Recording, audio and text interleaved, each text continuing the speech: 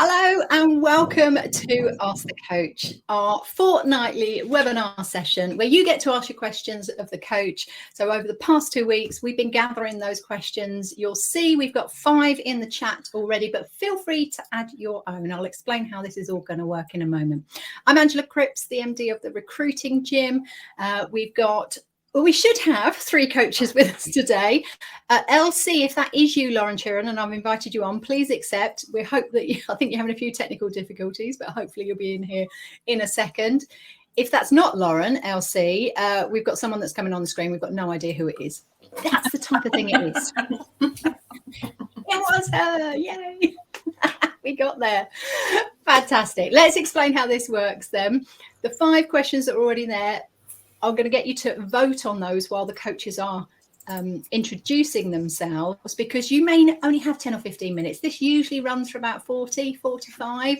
So feel free to have some lunch, sit back, relax, enjoy some information, and certainly I always learn something from this as well. I love this session.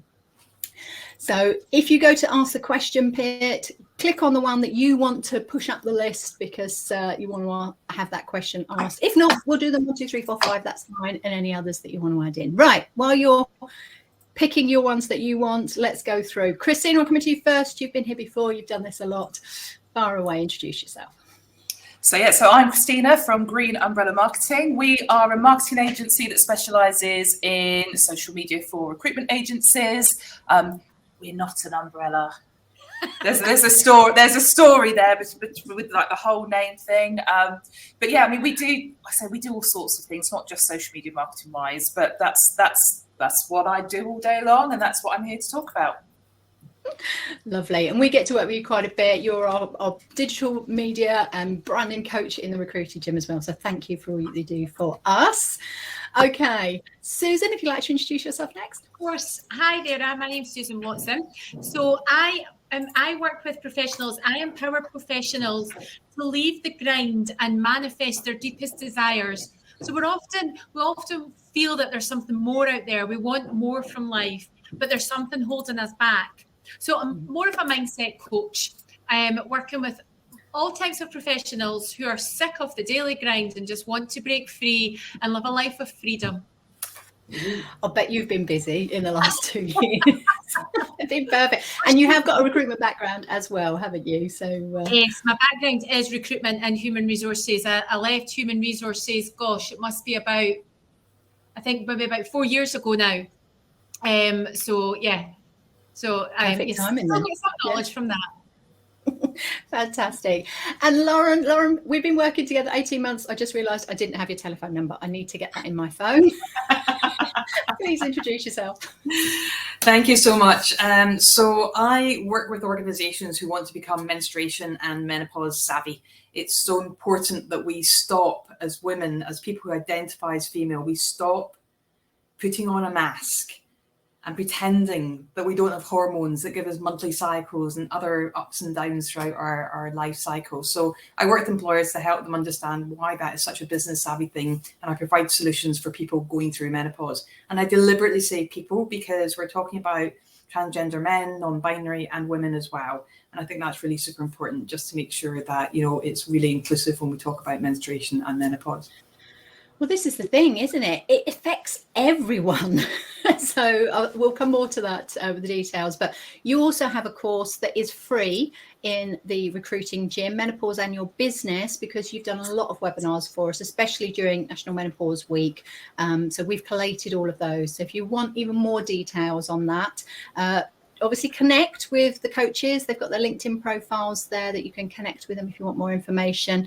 And Charlotte, I know you're on there, so hopefully if you can put the link in there as well to the free course, that would be fantastic if people want to learn more through that. Right, let's do a couple of hellos and then we'll have a look at the questions and who's going first. So hi Faye, certainly becoming my favourite time of the week. Oh lovely, we're only on fortnightly, but you can come back on Friday and watch an old one. Perfect. From there, Stephen, morning. Lovely to see you here. You're always very supportive of the gym. Get that course written. And is it Holly Langley? I don't think we know you, Holly. So thank you for coming along. Lovely to have you here. Do say hello. There's a lot more people in there that I can see. Do say hello. And if you have a question, please feel free to put that in there and we'll post it to the coaches. Right, let's see what we've ended up as the top one on there. Oh, they're all quite happy with the questions. So we're going straight to you, Christina. If the other two coaches could mute themselves while Christina's talking, and then unmute yourself if you want to dive in at the end if there's something you want to add. Okay, LinkedIn has opened up a new feature on the company page to create newsletters. I only learned about this yesterday as well. But the question from this person was, what's the point of that? Go away, far away. So, okay, so newsletters or newsletter style communications. Okay, so don't be fixed on what a newsletter is, and like it can be whatever we want it to be, but it's a regular communication. So there are lots of benefits in terms of creating this. If you've built that audience, and especially from a recruiter, you might be racking up follows on your company page because you're using job slots on LinkedIn. Every time someone applies, they're almost like forced to follow your company page. Yeah. So the idea with the newsletter, like we know general posts on a company page don't get as much reach as something from a personal profile. But with these newsletters, every time you send out a new edition, everyone's going to get a notification that's subscribed to it. So brilliant way of just creating an additional touch point.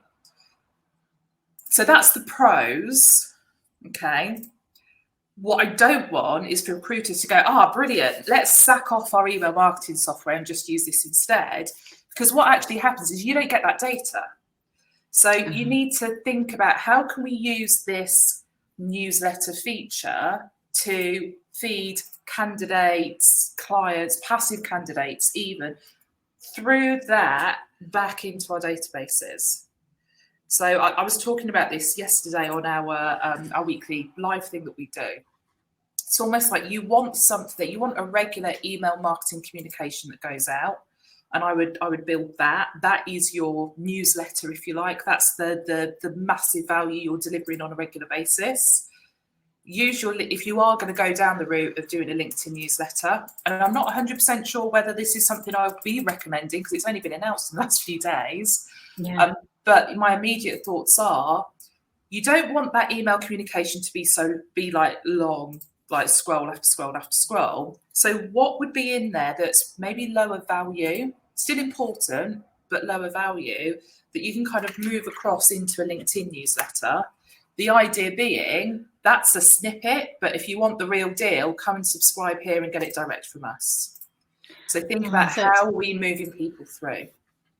So it's going to be useful then as a not a loss leader, a leader to actually grab people's attention, that carrot, as it were, to say, oh, okay, that's interesting, I want to know more, and that then take them to your proper one for them to sign up for the main one. That makes sense. Absolutely. I was thinking it's going to be in two different places, and do you want to put the same newsletter? Because I know that has an issue, doesn't it, with you screwing up your nose. You want them to be different things. I mean, I think one of the ways if you are using your LinkedIn company page well, then I think at this point there is an argument for doing it. And what you do is basically the best bits from your LinkedIn company page that week, you're shooting out as that newsletter with a call to action for people to register for your actual newsletter. Does that make sense? So it's like, and it's because we've got this notification ability, which does lead me to something else. Go for it. Right. LinkedIn is getting really messy at the minute with like notification central, right? Do you want to follow my page? Do you want to subscribe for my newsletter? Do you want to? And it's like, it's just crazy the amount of notifications we're getting at the minute in that place where normally it's connection requests. So I think we need to be a little bit mindful of that as well. So yeah, there's lots to think about on it, but there's benefits if you're in the right position and you're fitting it into that candidate journey, client journey, your marketing funnel. If you're fitting it in the right way, I think it could be really powerful. But if you haven't got anything of value to put in it, don't just create noise. Yeah, I'm always worried about that because we do like 9 live webinars a week, and the 5 free courses, there's quite a bit that we create events on LinkedIn for and invite people. And I'm really wary of not spamming people because I'm sending them something that they might be interested in. But you're right. It's like if they're getting something even every week from me, I'm like, oh, is that too much? So I tend to focus on countries. And this week I'll do all the countries in Europe and invite them, and next week it'll be America, and the week after it'll be Middle East, and then, so actually they might only get 1 or 2 over a month, hopefully. Tell me in the chat if I'm pestering you too much, but I do try to do that so that I'm not always asking the same people. I did go with London this week though on the LinkedIn update for the daily workout, because I thought, yeah, there's a big chunk there, and I unfortunately you're only allowed to invite 1,000, and it went boom, just like that. London, I hit the mark straight away, so obviously lots of recruiters there. Right, let's thank you for that with the details there. The other 2 ladies haven't unmuted themselves, so I'm guessing LinkedIn newsletters isn't necessarily their forte. Like I say, it's literally just come out. Question 2 then, we'll start answering. I was very interested in the government sessions on menopause and how we were looking to be #1 country on this. You remember that this is back like last October or so, wasn't it? Where it was all on the news, and they were saying how we were heading the way, the UK was going to be best for this. But this was a conversation last week where they said, well, what's happened? Because I haven't heard anything since. So Lauren, I'm coming to you. You're our expert in this field. What's going on? I was talking about this up in Birmingham at the NEC last week, and it was quite fascinating watching everyone's expressions when I said there is a potential that menopause could become the 10th protective characteristic in the Equality Act 2010. And you could see people, the penny suddenly going, huh? Oh my goodness, this is really real. So what's happened is there's been an inquiry. We've got the working party, the cross-parliamentary committee that's been looking at menopause in the workplace, and that's ongoing. They did a survey that was the results were announced on the 23rd of February. There were no surprises in there for people that work in that space. 1/3 of women are taking time off. We don't talk about why we're taking time off. People don't know what menopause is and how to ask for help and support. And the top things that people were struggling with were sleeping and lack of concentration. Night sweats and hot flushes followed closely behind. So that was quite interesting, having sleep at the top of the survey, because that obviously all of us know if you're not sleeping well, that's going to have a knock-on impact to your rest and recuperation, your ability to focus and function the next day. So it was good to see that come out. And it was interesting as well that it was women, and mostly white women that had responded in the survey as well. So there was a talk about women in menopause, and as I opened up with, clearly the whole diversity and the inclusive part of it, I think they could maybe have gone a little bit further with that. But anyway, the point is they did the survey, we've got the committee, and they're due to make the recommendations at late spring, whatever late spring manifests as. So there has been work going on in the background. There's been evidence submitted to Parliament, and we have got a number of conversations ongoing in that space. But I think that, you know, a lot of work was done in the race space, and it took years before things were brought forward for that. I suspect this might be different. I suspect that with the amount of media coverage and media attention there's been on menopause in the last 12 to 18 months, that the effort and energy that's gone into this, alongside the other piece, which was on women's health, and the fact that we're really underrepresented when it comes to, you know, the NHS and the type of training our GPs get, I think that when they look at the two of these, the women's health and the menopause at work piece together, that we will see some fairly radical changes. So keep your eyes out, watch the press, follow me on LinkedIn for any updates, because I will be banging them out there to make sure that you know what's coming, and start thinking about what you can do to open the conversation and start becoming menopause savvy. I'm so glad to hear that, because my worry was that you were like, yeah, nothing much has happened. I was like, no. So it's all happening behind the scenes. What, June, I'm guessing then, if they're saying late spring. So, yeah. Who knows? I mean, it's interesting because we also had the push to reduce prescription charges for hormone replacement therapy for HRT, and they're still not, they still haven't had the conversations with the suppliers, with the relevant people to push this on, and we've got more shortages with certain gels and stuff again. So it's all a bit of a pickle at the moment, but you know, there are some really amazing people in Parliament and supporting them in Parliament to drive this through. And this is, in the 8 years I've worked in this space, this is the most noise and most coverage that we've ever had. So it's moving in the right direction if it's not quite there yet. Yeah. And thank goodness we've got people like you in this space, because And until we start talking about it, we just don't realise. I knew nothing about it, hence why I got you really involved when it happened to me. I was like, what is this? What's going on? Would you mind sharing the short story that you told me with regards to the F1 team and the survey you sent out? As we're in the midst of F1 at the moment. Remind me which bit of that story, sorry. You were asked by an F1 team to actually come in and do some work with it. And I think your initial thoughts were, this is a very male-orientated space. Yeah.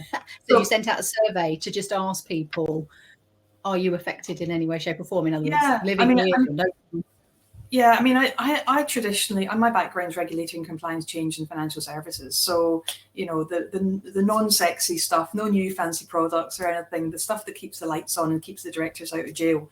So most of my clients traditionally are financial services and law firms. But then last year and the year before, I started getting calls from, you know, companies like sports companies and as Angela said, you know, Mercedes, AMG, Formula One. And I was like, okay, the Formula One team. I was like, okay, let's kick off the survey and just find out, you know, what this is all about. Because I'm, you know, ticking boxes has a place. But I really want to make change. So I wanted to kind of impress home with them that this was something that really was valuable and worth doing. So it came back and over 92% of people were either indirectly or directly impacted through a sister, a partner, a colleague who was managing them or they were managing. And it was a real eye-opener for them just to see that actually menopause affects everybody. So yeah, really, really not unusual to me, but clearly it's still a message that's got a long way to go. Yeah, definitely. So if you want to know more, click on the link for the course. There's lots of information in there. And if you want to know even more, obviously get in contact with Lauren. Thank you for that. Right, let's have a look at what the next question is.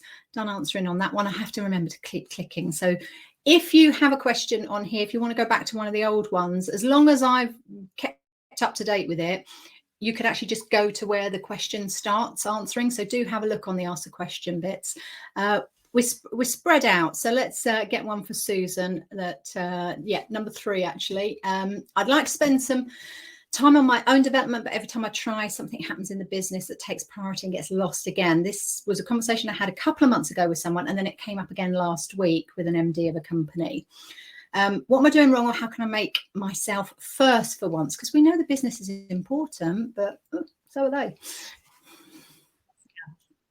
Absolutely. And I think as well, like before I even start on that, is by saying other things in the business are important, but actually change and development and the business comes from within as well. Because if you're internally, you're not in a place of alignment, if your internal is all messed up, then so is your external. Your external world is dominated internally. So I often think, like, if my mind is all over the place and I've got so much on the go, then externally, that's exactly what's going to happen, because whatever happens in the mind comes out and is expressed through the body. So if your mind is in a state of, chaos, so is your external world. It's the only way. Our bodies are a slave to our mind. But what struck me here with even the words within that question is the self-talk. So I'd like to spend time on my own development, but every time I try, something happens in the business that takes priority. So even by saying something happens in the business every time I try, and that's almost, you're actually anticipating that. And to be fair, thoughts become things, and your thoughts dominate your inner voice. So, by actually saying that, we're actually manifesting that to happen. So it's happened. You're creating your future by saying every time this happens, then it's going to. So before you've even thought about it, you're like, I'm going to read a book, I'm going to do some personal development, and then you've already, it's going to happen because you've already said it. You've thought it, and because you've thought it, your behavior will automatically align to that. So it'll be like, let me go and check my emails first before I do that, and then look, here's something that's really important I need to do. Yeah. You've actually created it without probably even knowing it, because it's probably a habit or a belief as well, that it's stored so deeply in the mind that we're not even realizing that we're doing it. So, it's like personal development, your mind will automatically link that to something else more important, to a distraction, to, you know, to something. So I think the first thing here is to try and change the self-talk to think, great, I'm going to do personal development and that is it. Don't follow it up with, but every time something happens, just leave that. You see, 95% of us are programmed to have a negative after everything. And it's not, you know, I don't mean 95% of women or men or British, it's 95% of the population. It's huge. So we're always, you know, it's always like, oh, I want to do personal development, but I just can't because every time something happens. Well, actually, if we just say I want to do personal development and then move and don't think it, then it won't happen. And it really can be that simple. The other thing on this is we're using our past experience, our past thoughts on our self-image to determine our future self-image. So if we can create, we can create a self-image that includes regular personal development. And once you start to align with that belief that that is who you are, that is a habit that you have, then your behavior automatically follows, you see. Because the more you repeat by saying, I study personal development once a week, twice a week, 3 times. The more that you start believing that by constant repetition from yourself, we call it auto-suggestion. And the more that you start repeating that, your mind will accept that to be true and your behavior will automatically follow. So you'll get to the point, and this can take days, it can take weeks or longer. It just depends how deeply rooted this belief is. But if you start saying, you know, personal development, it's part of my life, it's part of who I am, then if something comes into the business that you think takes priority, you'll go, no, it's not. Priority is actually for me to do personal development because you're changing that belief, you see. So just by constant repetition, that is the only 2 ways that we can change a belief that we have about ourselves. But we're using our old self-image about if something always happens to determine what's going to happen. Does that make sense? It does. And it links me back to, we do TED Talks every quarter and go and find one. And we did an imposter week with you as well, wasn't it? And linking those 2 together, though I can't remember the lady's name, but that fake it till you make it was a little bit of, that positive talk, be who you are. But I've never liked that phrase and it really struggled with me. But actually, the research that she did, and they switched it around and it was fake it till you become it. Because actually, if you keep doing it and saying it to yourself or put yourself in this posture that she did, and it just changed the chemical makeup of your brain. It was phenomenal, this research that she did. And it just showed that your brain is so powerful that actually you can talk yourself into this and you become it. And it's true. And it just reminded me of what you were saying there. Yeah. Because I always say, fake it till you be it. Just be it. Like, I don't like the word fake it either, because for me, that almost says that you are not it right now. And we have to become it now. So, it's by even that the changing your language, thoughts become things, right? So when you think something, then you are it. So become what you want now. What I tend to do with my clients when we're working on self-image, I get them to write down who they want to become. What's the goal? What's the desire? And I get them to write that down in present tense. So it's like, I want to have personal development as a priority in my life. I'm calm, I am relaxed, I'm happy, I'm all these positive affirmations. And then I'll simply say, go to your imagination and be that person now. And be that person, you see, because there's a part of your mind that will accept anything. There's a part of your mind that if you keep saying it to yourself enough and enough, your subconscious mind will accept anything that you tell it. So by actually going to your imagination and becoming that person right now, your mind will accept it so quickly that you won't recognize it. I done this because I done this exercise myself. I was always quite worried, quite an anxious type of person, and I used to believe I was born worrier. And then I started affirmations like, no, I'm calm and relaxed. I am calm and relaxed. And I do affirmations a few different ways. And before I knew it, I was like, actually, I am calm and relaxed. Okay, so I can stop doing this now. Because before I knew it, I was calm and relaxed. And I was like, okay, like, we don't need to keep doing that now. I am calm and relaxed. So automatically happens, you know. Okay, Faye's just put in there, she's got a motto. I really like that as well. I can see Christina's commented, practice until you become a pro. So again, that reaffirmation all the time. And if you need to know how much practice you need to become a pro, watch the King Richard film with Serena and Venus Williams. Oh my goodness, that will tell you. But that's a high level pro at that point. Lauren, did you want to add something to that? Yeah, actually, we were talking about this with my coach last night, and he said to me, "Where's your telescope?" I said, "What?" He goes, "Get your telescope out." He goes, "Imagine your big, long telescope." And he goes, "Look through it. Have a look at the you that you're creating." He goes, "What happens when you look through the telescope?" I said, "It brings it nearer." It does. And you connect with that energy. And it was like, emotion, don't you? Yeah. And it just kind of, the penny dropped. It was kind of like, it doesn't have to be far away. Yeah. You know, we can, and I love that kind of becoming thing, because one of the other things he'd said to me in the past is, if you say to your brain something that's too big of a stretch for it, then it will potentially just go into fight, fright, freeze. Whereas if you go, I'm someone that's becoming X. Absolutely. And I was like, so with my telescope and I'm becoming, I love that as a combination for bringing these things closer and making them happen more quickly. Absolutely. It's by far the easiest, quickest way that I know to change your self-image and to become that person that you're aiming for, that you're striving for. You become it now. Just be it now. But we always, like, what I'm trying to do is bring the future into your reality.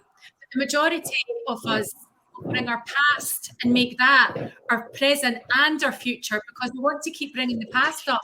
And I will say, no, we stop it. We've shut it down. It doesn't matter anymore. Shut it down and start afresh today. And I have to often say to myself, Susan, we're not doing this today. That was yesterday. We do not act like this today. So I give myself that command, because we have to give ourselves, you know, you sometimes do have to give yourself that command and that telling off. No, we're not doing it. It's over. Faye's comment there is, yeah, that focus, it blocks out the crap. I think that's what you were just referring to. Christina, you want to add something? Yeah, so like, we're all nodding along to sort of, you know, the conversation, because we all engage in our personal development. But I'm kind of like thinking back to when my personal development journey first started, and like, I'd have been the person writing that message. Yeah. Okay, so it's like you hear all this stuff and it's like, yeah, I know. Yeah. But I need to, like, how do I get over that first hurdle? And I think that it's important that we understand, like, personal development is as a phrase, as a 2-word phrase, can cover so much. Mm-hmm. So I think it's like, for me, it was about defining today, what does personal development mean for me? What is it I actually want to engage in? What is it I actually want to improve or change, or that kind of stuff, right? But then actually, what are the ways in which I can engage in personal development? What is going to work for me?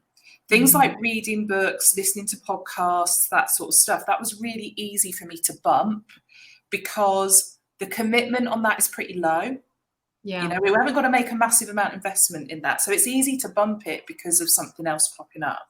Yeah. You know, I've started playing, you know, I'm driving somewhere, I'm listening to a podcast. Well, you're not really engaged because you're focused on driving. It's like, it's subliminal at that point, right? So you've got to figure out, what is the thing that is you can make non-negotiable?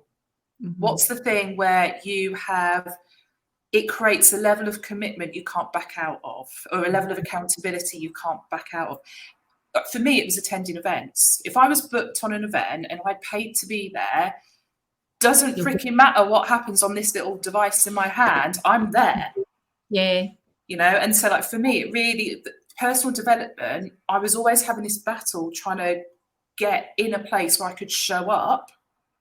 Like, that was the key. As soon as I unlocked that, now I was in it. Now I was experiencing it. Now I was actually in the place where I could change those scripts, where I could adjust the self-talk, because I could immerse in it. So I think it is really like looking at all the different forms of delivery of self-development.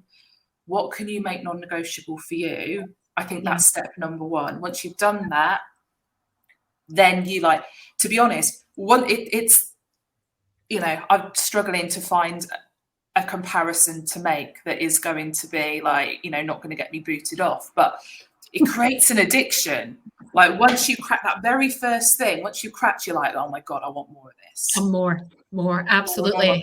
And then that problem just disappears. It's like, like the house is on fire. Don't care. I'm reading my book. Yeah, whatever. I'm reading.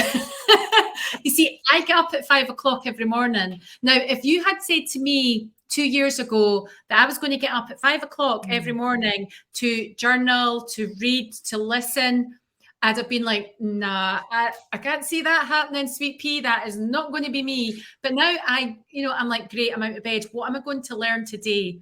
You know, and it's not like I'm skipping about, you know, it's not a fake thing, but I'm happy to get out of bed because I know it's like what you're saying, Christina, I am addicted to it now because I am growing so much and I'm learning so much and my life is, you know, I'm getting everything that I want from life. So once you start feeling that addiction, as you say, you're like, I don't care. You can all just wait. I'm here for half an hour before I do anything. And it's so apparent. I ran a 6 a.m. club once a month.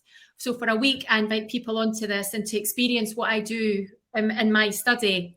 And the amount of feedback I get from that, just saying, oh my gosh, you know, I this happened today. I didn't expect this. And my day was just so much better. And then I've got people reaching out to me, the same people who said, I can't do early mornings. And I'm like, get up out of your bed and join me for 1 week. And those same people are saying, so when does this happen again? Because they've become addicted to the result, you know? So this is it. And this is, I think as business leaders, you know, as the leader of your agency or your team, you actually have a bit of a responsibility. Maybe that's your non-negotiable. You have a responsibility to become a personal development junkie. Yeah. Because once you're a personal development junkie, you become a personal development pusher. Yeah, and that's how you develop your team on a completely different level. That is like, you know, you can teach them how to be a better recruiter, for sure. But what if you can teach them to be a better person? Yeah, really absolutely. Connect with their purpose and all of that sort of, and it's like all of a sudden like, I mean, you must have seen businesses explode. Because I think this is an addiction I can get behind. So it definitely is one. Personal development junkie, definitely. Happy for you all to be that as much as possible. I'm just a bit aware of time, so I'm going to move us on to the next question. Number 5. I'm a bit worried that my work experience is looking a bit patchy. Initially, I knew that I love recruitment, couldn't find a company that I was comfortable with and fit my values. So this isn't a person that I think moved about 3, maybe 4 times in their first couple of years within recruitment. And when they finally found somewhere they really loved, they went in the pandemic. So they've just been doing whatever they can to get work. They are obviously looking for work at the moment. So if you are looking for a consultant, reach out to me. But they are worried that their LinkedIn is looking patchy, and they're worried that it's going to go against them now that they've been here, there and everywhere. So I think this is more of a general discussion around that. Susan, I'll come to you first because you were in recruitment, and they're sort of asking as well, what can they do to make it look better? What's your views on this to start with? My views on this, I don't think it's as much a concern now as what it used to be many years ago. When I first started in recruitment, if I saw a CV and I was like, oh my gosh, they jump around a lot, and I would be like, no, they're not going to stay with us. We're not going to recruit them. Nowadays, I think because of the situation that we're in, and businesses are releasing people so much more, you know, like it's an easier thing to do for businesses to release people. And it might just be that it's been unfortunate that you have been in one of those situations. I mean, the banks, for instance, they're always restructuring from an HR perspective, you know, so they'll restructure every 1 to 2 years. And then it's like, we'll let all of these people go and then we'll bring them all back in, but we won't say that. I'm not sure if I should be saying this, but you know, so you might be one of those people that was let go and then you join another bank and then guess what? They have a restructure and before you know it, you're let go from them. I still have a lot of people who are in the recruitment industry, and it's not a concern as much as what it used to be, because the last 10 years, in the corporate environment. It's been very, very different than what it was maybe 20, 30 years ago when I first started in recruitment. I totally agree with you there. We had this sort of premise that it should be an average of 2 years that you're with a job. So if you were 18 months or less, you were potentially called a job hopper. But it was 10 years ago in our training that research was coming through that millennials would change that. And maybe because we're 10 years on now, we're seeing that. And they reckoned it would come down to about 8 months that people would look for their next role. They'd do 8 months and then they'd want to progress. Now, that could be in the same company and just the next level up. But that's not long, is it? Especially in recruitment as well. No. So I'm thinking... Moving on, Lauren, from a sort of compliance point of view, even what's your views on this? Then I think as an employer, I don't work in recruitment, but I employ people on a regular basis. And actually, I think if you have a CV that you feels patchy, then your CV is patchy. Comes back to what we're talking about as mindset. If you decide that you've got a CV with incredibly valuable experience, you're an amazing person who's got loads to offer to somebody, that's what someone's looking for. I'd much rather somebody came to me with bountiful energy, explained to me that they'd looked at my company, that they had certain things that they could offer they felt was a good fit. We could have a really good conversation, and I would find a place for someone like that. I'd much rather have someone short term in the business doing a really sound piece of work where they were really engaged doing something they wanted, and they were going to give me some really tangible business results as a result of, as an output, rather than someone who was just sticking through what they believed someone else's perceptions were, specifically if they were outdated perceptions, in my view. So I'd back up what's being said, but I would definitely say that, just think about what you have got. What have you got to offer? What are you bringing with you to a future employer? What is it that you can do over and above what other people? Maybe there's some passion project you've got on the side that you could be doing, like diversity inclusion or well-being, or some other thing that you could do is commit an hour a week of your time as part of your day job, or even if it is side of the desk. But what is that extra that you could provide to an employer that just makes you stand up that little bit higher, head and shoulders above, and actually just bring your factual history with you? Because I think that as someone recruiting, you pick up, we call them tells, right? You pick up body language, eye movements, the language, changes of voices, the eyes that start going all over the place when you're talking to somebody. If you're being honest and authentic, that will shine through in that conversation. So I guess the trick is to get the conversation and to think about what is it you need to put into your CV that is the added value. What is the extra? What are you passionate about that you can bring through in your CV? So as I said, I'm not a recruiter, but I do recruit people as an employer. And certainly that's my view for what it's worth. I think we have moved on. The last 2 years has helped us to do that. And actually, I learned from our daily workout yesterday with our LinkedIn week that LinkedIn are even helping with this at the moment as well, aren't they? Christina, I don't know if you've got thoughts on the career break element that they've added into your job experience. Yeah. So I mean, you've got stuff like that, but it's interesting listening to you all from a marketing perspective, because I mean, I join a lot of stuff like this and other shows out there, and the conversation that comes up all the time, it's kind of like an evergreen topic. It's like, how important is the CV? So let's just consider that for a moment, and then also consider personal branding. So actually, if we've got these, we've all seen an M&S advert, right? And there's the meal on this beautiful crockery and whatever it is, and you see all the steam coming off it. You just know it freaking tastes good, right? They're selling the sizzle, not the steak. So actually, and it really ties into to what's just been said. It's like, what are the benefits of having you on my team? Shout about that. Because actually, when you're there, in M&S, let's say, and you're looking at that particular dish and you've gone in to buy that because you've seen that advert, you're not turning it over to look at what's in the ingredients, are you? Well, maybe some people do, but generally not. So it's like having those gaps in your CV right now. In the world of recruitment, we are currently talking about how CVs are, how important are they? Isn't there more to people than that? It's like every recruiter, whether the organisation they're working with has invested in personal brand or not, it's your right to build a personal brand. It's your responsibility to take control of that and do something with it. So I think for me, if you're conscious of those gaps, then what can we do to counteract it? Market yourself the way you would market any other candidate. Market yourself the way that you would market any role. Pitch yourself the way you would pitch a client to a candidate, and vice versa. And I think it is, write content around overcoming gaps and the reasons it happens and the ways to overcome it. Because actually, I've got amazing content on why you should use a social media agency, how to pick the right recruitment marketing agency for you. Because actually, if people are coming to me going, yeah, but why should we use you? I'm like, there you go.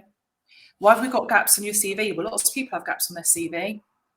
So it's like there's ways of you, from a sales perspective, we talk about counteracting objectives and creating content to allow you to counteract those objectives before they even come up. So let's just market ourselves. Yep. Talk about the positives, I think, and like Lauren said, let's that authenticity of who you are and what you're all about and what you bring is more important than 3 years ago you had a bad experience and didn't like the boss and you've moved on scenario in that sense. Some great answers. Thank you. Did I say something wrong there, Lauren? Watching your non-verbals there is like, yeah. No, I was just thinking about when I left my job and stepped away from corporate and decided that working for myself was probably a better option. Oh, definitely. I think we've all been there. Actually, yeah, all four of us. Right. Number 4 then. We're thinking of applying for an award or 2 this year. Had our best year yet.